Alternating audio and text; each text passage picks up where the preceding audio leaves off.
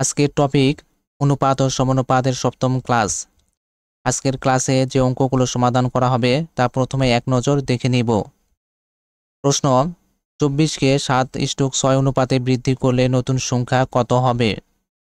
এই প্রশ্নটি প্রাক প্রাথমিক সহকারী শিক্ষক পরীক্ষায় এসেছিল 2013 সালে।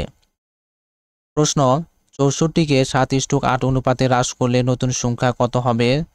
এই প্রশ্নটি বেসরকারি সহকারী শিক্ষক নিয়োগ পরীক্ষায় এসেছিল 2011 সালে এবং প্রাক প্রাথমিক সহকারী শিক্ষক পরীক্ষায় এসেছিল 2013 সালে। প্রশ্ন: 56কে 7:8 অনুপাতে হ্রাস করলে নতুন সংখ্যা কত হবে? এই প্রশ্নটি ডাক বিভাগের পোস্টাল অপারেটর পরীক্ষায় এসেছিল 2016 সালে।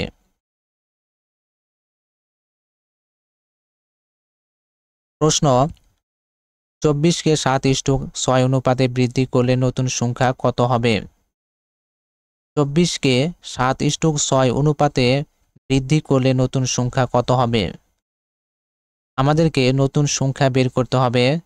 নতুন সংখ্যা বের করার জন্য একটি সূত্র আছে। সূত্রটি হলো নতুন সংখ্যা সমান সমান মূল সংখ্যা গুণন বাকি অনুপাত ভাগ দুইটি রাশির অনুপাত থেকে যে অনুপাতটি দ্বারা মূল সংখ্যাকে ভাগ করা যাবে সেই অনুপাত। নতুন সংখ্যা সমান সমান মূল সংখ্যা। প্রশ্নে 24 দেওয়া আছে, 24 হলো মূল সংখ্যা।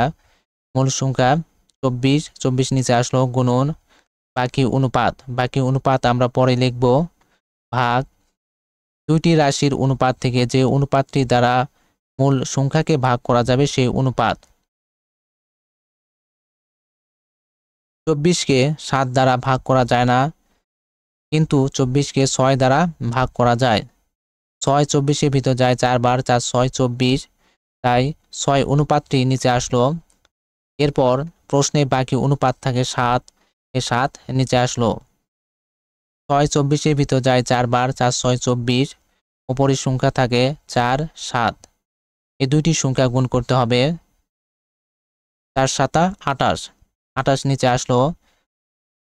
আমাদের নতুন সংখ্যা সমান সমান 28। প্রশ্ন: 64কে 7:8 অনুপাতে হ্রাস করলে নতুন সংখ্যা কত হবে? 64কে 7:8 অনুপাতে হ্রাস করলে নতুন সংখ্যা কত হবে? আমাদেরকে নতুন সংখ্যা বের করতে হবে। নতুন সংখ্যা বের করার জন্য একটি সূত্র আছে। সূত্রটি হলো নতুন সংখ্যা সমান সমান মূল সংখ্যা গুণন বাকি অনুপাত ভাগ দুইটি রাশির অনুপাত থেকে যে অনুপাতটি দ্বারা মূল সংখ্যাকে ভাগ করা যাবে সেই অনুপাত।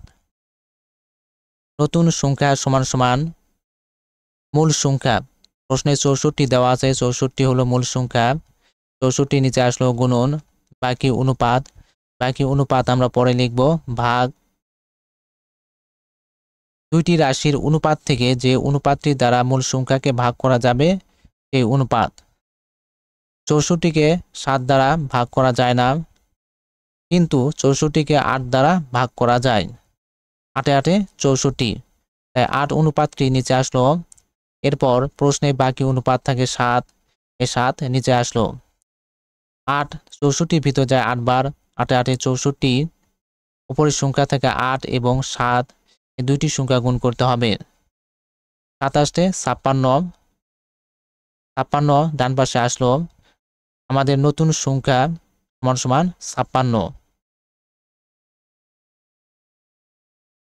প্রশ্ন: 56কে 7:8 অনুপাতে হ্রাস করলে নতুন সংখ্যা কত হবে? 56কে 7:8 অনুপাতে হ্রাস করলে নতুন সংখ্যা কত হবে?